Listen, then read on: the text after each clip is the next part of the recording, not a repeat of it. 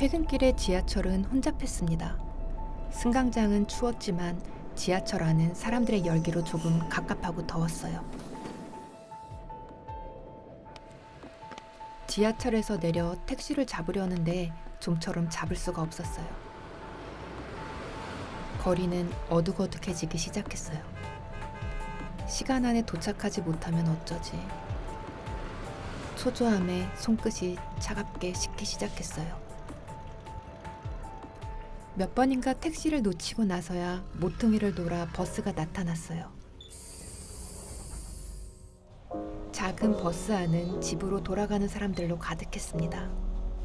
버스 옆면에 붙은 안내표에는 들러야 할 버스 정류장이 가득했어요.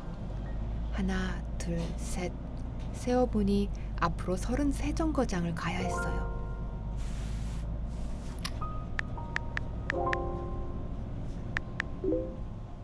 스마트폰 속의 지도 위에는 버스 정류장에서 1km 정도를 더 걸어가야 도착할 수 있다고 초록색 점이 깜빡이고 있었어요.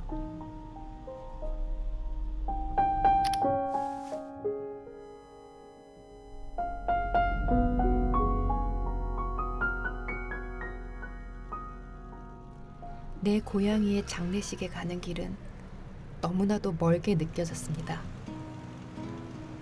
교통체증 속에서 시간 안에 도착하지 못할까 초조해졌어요. 주변은 점점 어두워지고 버스에 있던 사람들도 하나 둘 내리기 시작했어요. 도로는 점점 적막한 어둠으로 가득해졌습니다.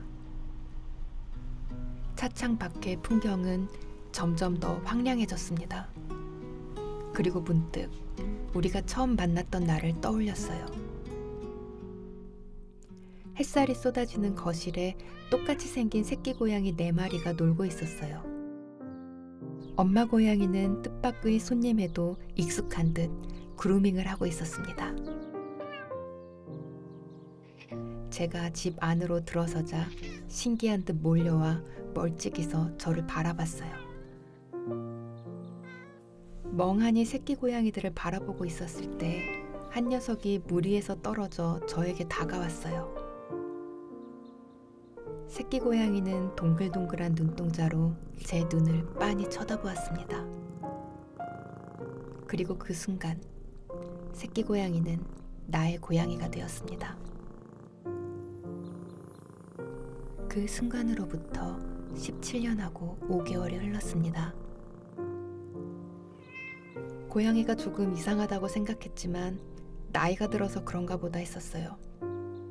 밥을 안 먹고 야옹거릴 때도 병원에 다녀오면 괜찮을 거라고 생각했죠.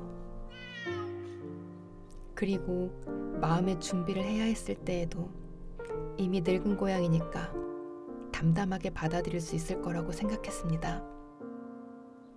하지만 참으로 바보 같은 생각이었어요. 이 세상에 담담한 이별은 없었습니다. 버스에서 내려 걸어가는 길은 어두컴컴했어요. 드문드문 놓인 가로등이 기괴한 그림자를 도로에 늘어놓고 있었습니다. 제발 인사는 하고 갈 수 있었으면. 흔들리는 그림자를 밟으며 저는 달렸습니다. 시계는 약속한 시간을 한참 넘어가고 있었어요. 가쁜 숨을 몰아쉬며 도착한 그곳에는 나의 고양이가 잠자듯 누워 있었습니다. 보드라운 털도, 앙담은 입도, 까만 코도, 이름을 부를 때마다 팔랑이던 귀도, 모든 것이 그대로인데 어쩐지 일어나지 않는 내 고양이.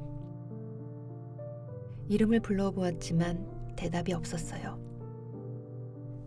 우리는 이렇게 이별을 합니다. 어렴풋이 알고는 있었지만 모른 척 해왔던 그날이 기어이 오고 말았어요.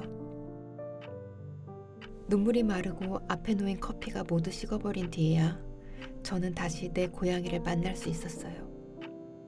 끝 다음에 조금 다른 모습으로 내 고양이는 아주 작아져서 돌아왔습니다.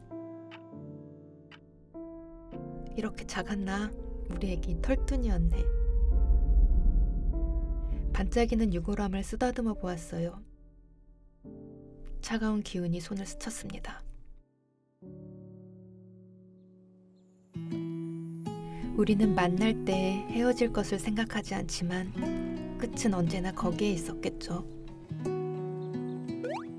어느 오후 5번째 이야기를 준비하던 저는 전화 한 통으로 10년의 세월을 거슬러 올라와 오늘의 이별 앞에 섰습니다.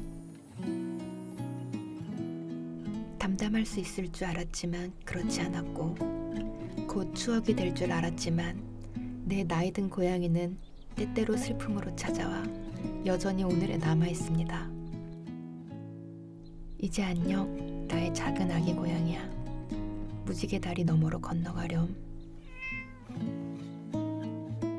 언젠가 다시 만날 때까지 밤새 이야기할 신나는 추억을 잔뜩 만들어 갈게. 꼭 다시 만나자.